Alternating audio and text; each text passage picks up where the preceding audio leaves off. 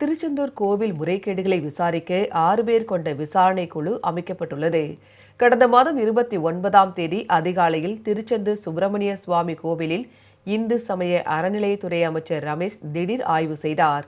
அப்போது விரைவு தரிசனம் செய்வதற்கும் முடி காணிக்கை செலுத்துவதற்கும் பணம் கேட்ட சம்பவம் தொடர்பாக கோவில் அர்ச்சகர், பாதுகாப்பு பணியாளர்கள் 2 பேர், முடி காணிக்கை பகுதி பணியாளர்கள் 2 பேர் என 5 பேர் அதிரடியாக பணியிடை நீக்கம் செய்யப்பட்டனர்.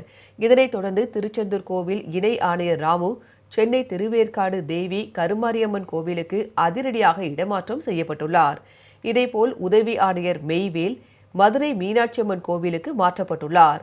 அதற்கு பதிலாக சென்னை திருவேற்காடு தேவி கருமாரியம்மன் கோவில் இணை ஆணையர் அருணாச்சலமும், மதுரை மீனாட்சியம்மன் கோவில் உதவி ஆணையர் லோகநாதனும் திருச்செந்தூர் கோவிலுக்கு மாற்றம் செய்யப்பட்டு பொறுப்பேற்றுள்ளனர்.